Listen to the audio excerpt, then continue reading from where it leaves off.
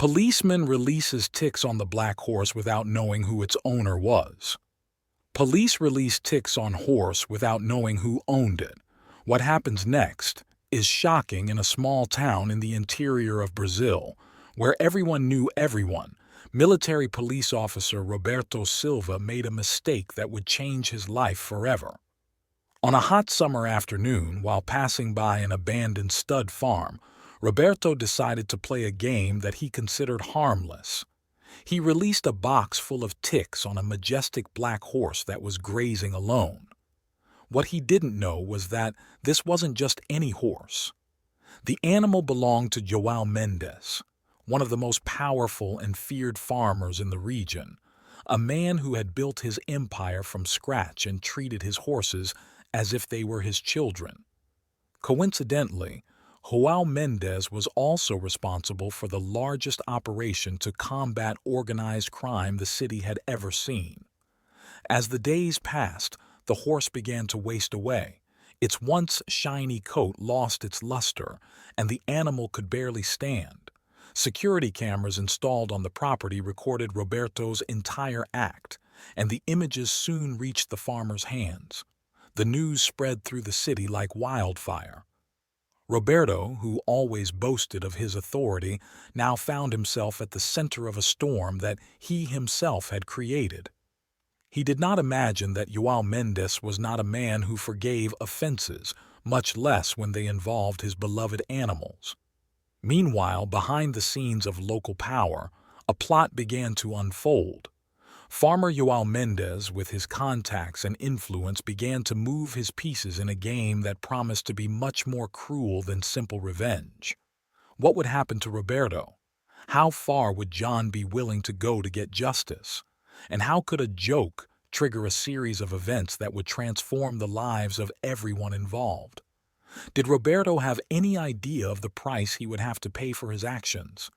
Keep watching to find out how this surprising story unfolds.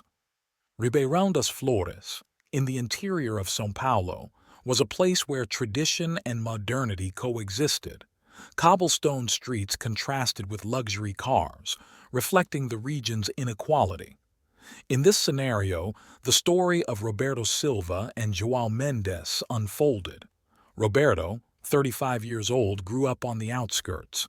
Son of a maid and a bricklayer, he saw a police career as a chance for advancement. His quick temper and need to prove his worth made him known for his rigidity and, at times, abusing authority. Deep down, he carried a deep insecurity, masked by arrogance. João Mendes, 60 years old, was a typical Brazilian agribusinessman. Born into a family of settlers, he worked since he was a child. With business astuteness, he transformed a small property into an empire. His passion for horses began in childhood when he got a lame foal that no one wanted. João raised, trained, and transformed him into a rodeo champion. The horse affected by Roberto's joke was Trovão Negro, son of João's first horse. He represented not only a $1 million investment, but also an emotional connection with the farmer's roots. Trovão Negro was the pride of the stud farm and the favorite for the next national competitions. The city was buzzing with social tensions. The inequality between rural workers and large farmers was palpable. João Mendes, although respected for generating jobs, was viewed with suspicion by the poorest. His influence extended from City Hall to the command of the local police. Roberto's action was not just against an animal. It was a symbolic attack on established power. The police officer, unconsciously, had stirred a political and social hornet's nest. Maria Luisa, a recently graduated veterinarian and daughter of small farmers, worked at João's stud farm. It was she who noticed the first symptoms in Trovão Negro and realized that something was very wrong. Her posture was delicate. Maria Luisa, the veterinarian, felt empathy for Roberto's humble origins, but also recognized the care and dedication that João Mendes dedicated to animals. Delegate Antonio Ferreira, Roberto's superior, found himself in a complicated position. A friend of João Mendes and debtor of some favors, he also had the responsibility of maintaining order and justice in the city. Meanwhile, Mayor Carlos Eduardo, worried about the upcoming elections, was watching closely. A scandal involving the police and the region's largest employer could be disastrous for his re-election campaign. The population of Ribeirão das Flores was divided. For some, Roberto's attitude was seen as a necessary affront to the power of the big farmers. For others, he was a criminal who should be exemplarily punished. João Mendes, known for his calculating calm, remained unusually silent, which only increased the general nervousness. Everyone knew that when he decided to act, the consequences would be unpredictable. Roberto, initially confident in his position, began to feel the weight of his actions. Disapproving looks, whispers in the streets, and the removal of former allies made him question whether his joke would have a higher price than he imagined. As the story spread, other characters entered the scene, each with their own agendas. The plot became more complex. In Ribeirão das Flores, as in Brazil, nothing was simple. Each action had the potential to trigger consequences that would echo throughout the community. The tension reached its peak when Trovão Negro, João Mendes's valuable horse, suffered a significant deterioration. The veterinarian, called in a hurry, reported that the animal was in critical condition, fighting a massive tick infestation that had compromised its immune system. The news spread quickly, intensifying João Mendes's silent anger. Surprising everyone, João broke the silence with a public statement in the city's central square. With a firm voice and penetrating gaze, he declared, "Whoever attacks my animals attacks me, and whoever attacks me doesn't go unpunished. I offer a reward of 6,000 reais to anyone who brings information that leads to the punishment of the person responsible for this cowardly act." The announcement fell like a bombshell in the community. Suddenly, all eyes turned to Roberto Silva. The police officer, who until then maintained a facade of indifference, began to feel the siege closing. Colleagues from the corporation began to avoid him, and even his patrol partner asked for a transfer. Meanwhile, Delegate Antonio Ferreira found himself in an increasingly complex dilemma. The evidence against Roberto was clear, but arresting a police officer could undermine the population's trust in the security forces. On the other hand, ignoring the case would mean openly challenging João Mendes, something that could have disastrous consequences for his career. Maria Luisa, the young veterinarian, found herself at the center of the conflict. Her dedication to saving Black Thunder brought her closer to João Mendes, who came to see her as a reliable ally. However, she also discovered that Roberto was her best friend's second cousin, which created an internal conflict between professional and personal loyalty. The situation became even more complicated with the arrival of a group of animal rights activists, led by the charismatic Fernanda Luz. They organized daily protests in front of the police station, demanding justice for Trovão Negro and exemplary punishment for the person responsible. The group's presence drew national attention to the case, increasing pressure on local authorities. Mayor Carlos Eduardo, seeing his re-election threatened, tried to mediate the situation. He proposed a closed-door meeting between João Mendes and Roberto Silva, hoping to resolve the conflict discreetly. However, the meeting was a disaster. Roberto, feeling pressured, lost control and shouted accusations against João, claiming that the farmer exploited his employees and had shady deals. João Mendes, maintaining his characteristic posture, simply got up and left the room, leaving only one sentence in the air: "You just dug your own grave, boy." John's words proved to be prophetic. The next morning, all local newspapers had headlines about alleged irregularities in Roberto's career. Internal police reports, which were supposed to be confidential, were leaked, revealing a series of complaints against him for excessive use of force and abuse of authority. Public opinion, which had previously been divided, began to turn against Roberto. The situation reached a new level when he, feeling cornered, decided to counterattack. He sought out a local journalist known for his anti-establishment stance and offered information about João Mendes' alleged illegal activities. The journalist, hungry for a great story, accepted the deal without hesitation. However, Roberto did not know that the reporter had his own connections with João Mendes. Instead of publishing the article, the journalist delivered all the information directly to the farmer, further intensifying the siege against the police officer. Meanwhile, Maria Luisa, the veterinarian, continued her investigation into the case of Trovão Negro. By analyzing blood samples from the horse, she identified traces of a toxic substance uncommon in tick infestations. Suspecting that there was more to the situation than a simple prank, she decided to investigate discreetly, fearing the implications of her discovery. At the same time, Delegate Antonio Ferreira was facing a personal crisis. His son, a young, recently graduated lawyer, received a tempting invitation to join João Mendes' legal team.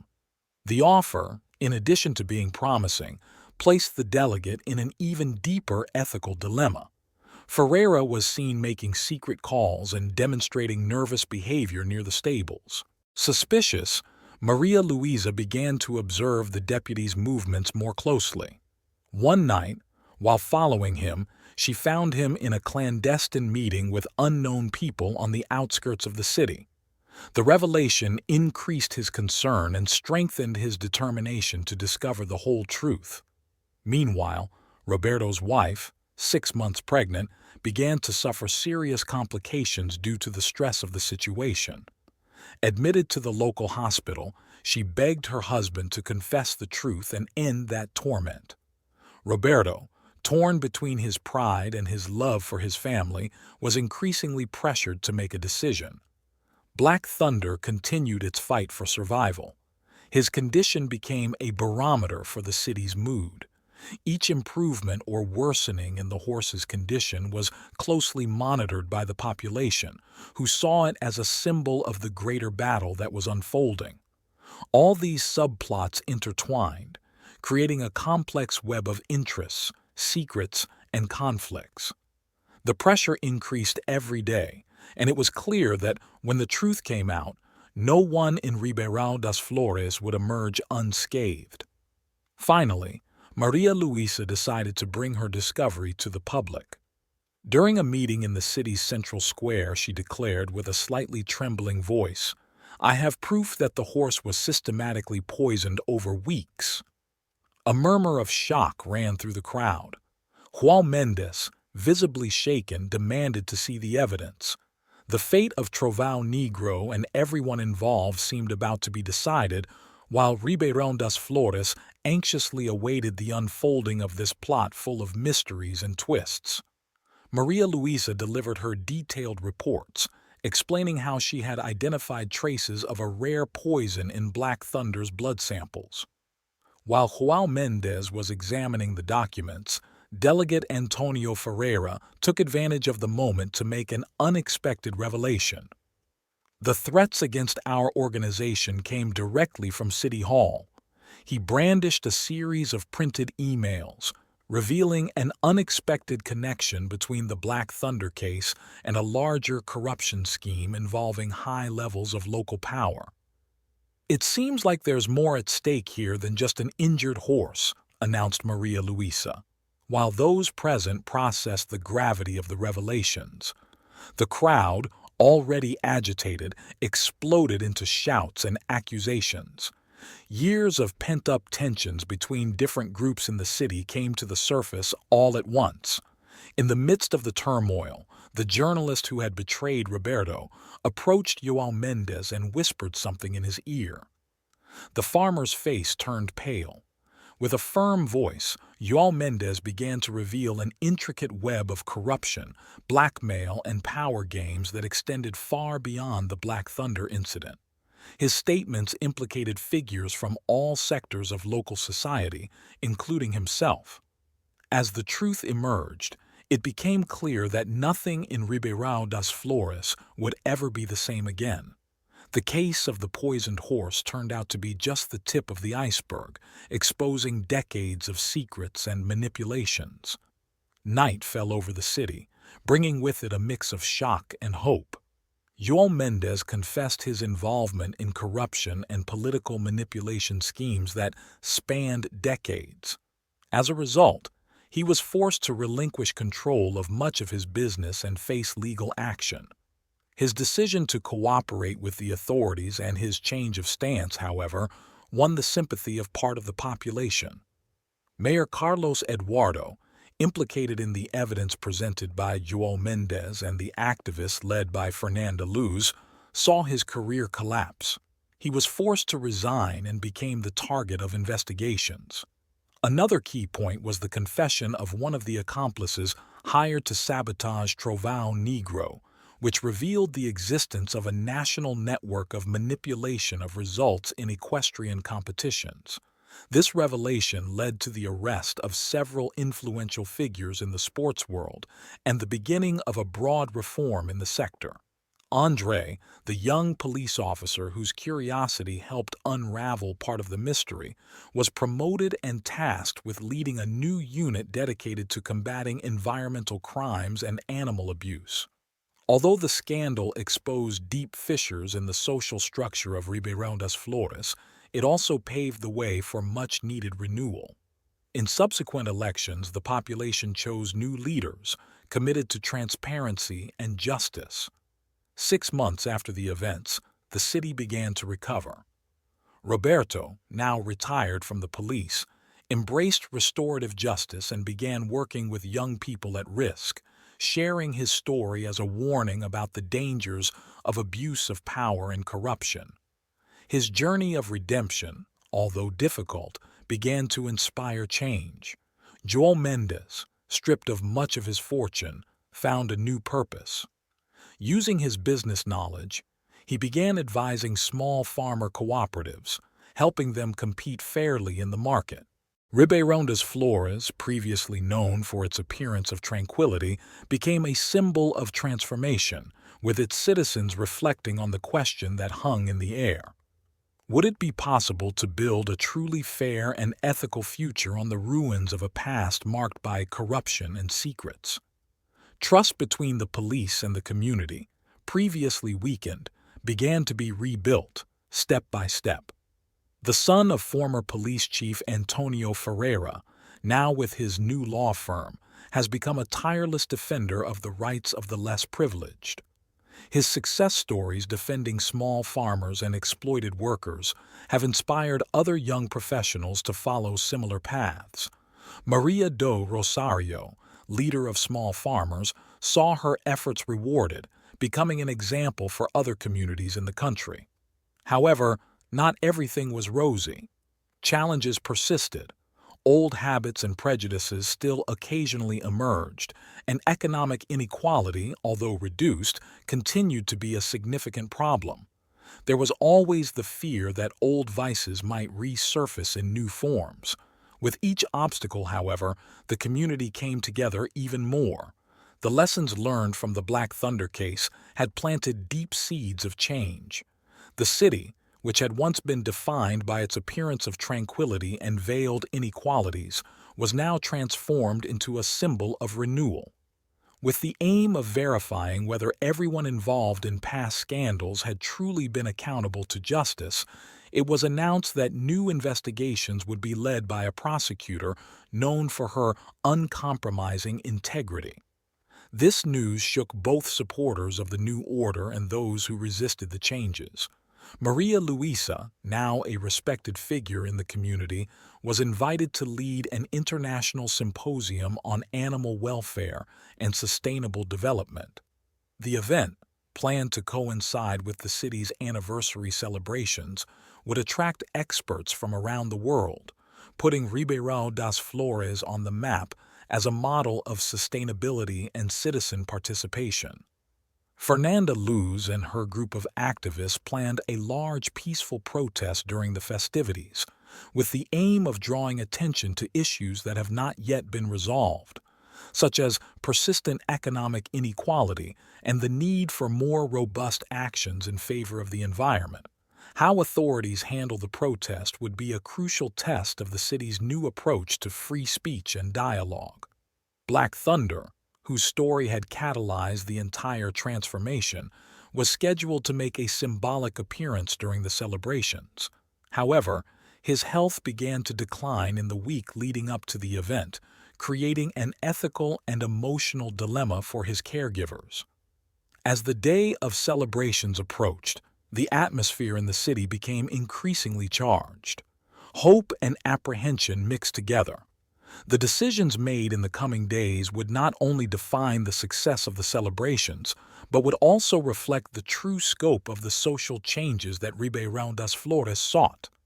The international symposium led by Maria Luisa was about to begin when shocking news spread. Confidential documents emerged, revealing secrets about influential figures who still remained in the shadows of power.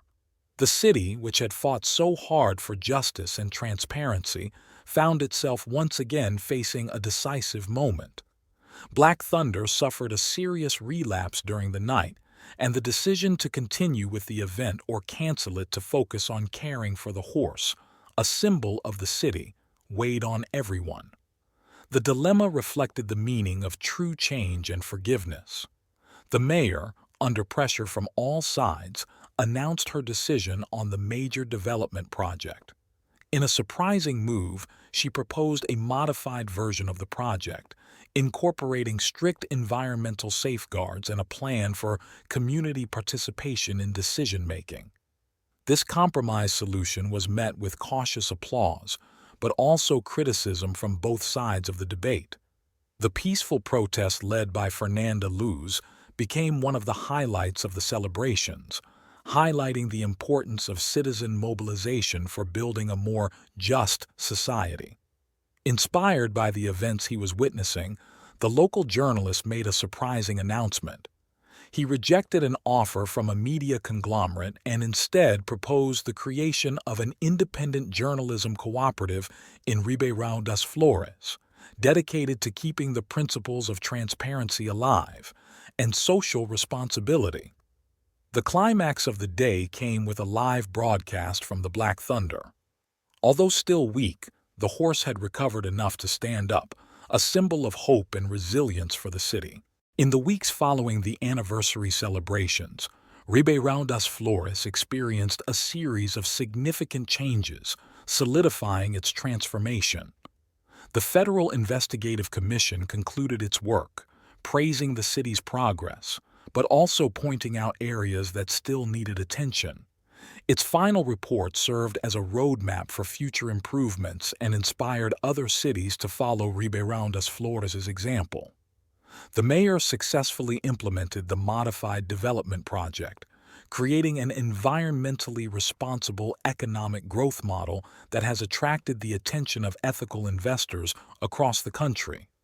Fernanda Luz and her group of activists saw many of their proposals adopted by the municipal administration. Their tireless work resulted in the creation of a permanent sustainability and social justice council, ensuring that community voices were heard in all important decisions. 5 years after the events that transformed Ribeirão das Flores, the city has become an international case study in urban renewal and participatory governance.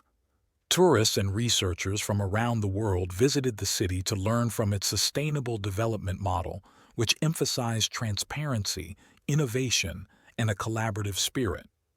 Ribeirão das Flores' journey proved that, even in the face of the most difficult challenges, a united community can overcome its past and create a brighter and fairer future for all. And so, new inspiring stories keep emerging, waiting to be told. The story of Ribeirão das Flores teaches us that true and lasting changes begin with courage, dialogue, and a deep reflection on our values as a society. The case of Black Thunder was more than a local conflict. He exposed the weaknesses, injustices, and challenges of a community that, for too long, ignored its own contradictions. We learned that, even in the face of seemingly insurmountable adversities, it is possible to overcome divisions and build something new and better when there is unity, responsibility, and the will to transform. Each character in this story had to face their flaws and reevaluate their choices, showing that forgiveness, empathy, and the fight for justice are fundamental to a more ethical and sustainable future. Just like in Ribeirão das Flores, we all have the power to be agents of change in our communities. Whether tackling corruption, fighting inequality, or protecting the environment, every small action matters. This story is a powerful reminder that transformation is possible when we act with integrity and purpose. And so that we can share more stories like this, which inspire, reflect, and transform, your participation is essential. So, don't forget to subscribe to the channel, leave your like, and share this video with friends and family. This way, you help us to continue bringing quality content, which informs, excites, and makes us rethink the world around us. Together, we can create a better future, one story at a time. Until the next video.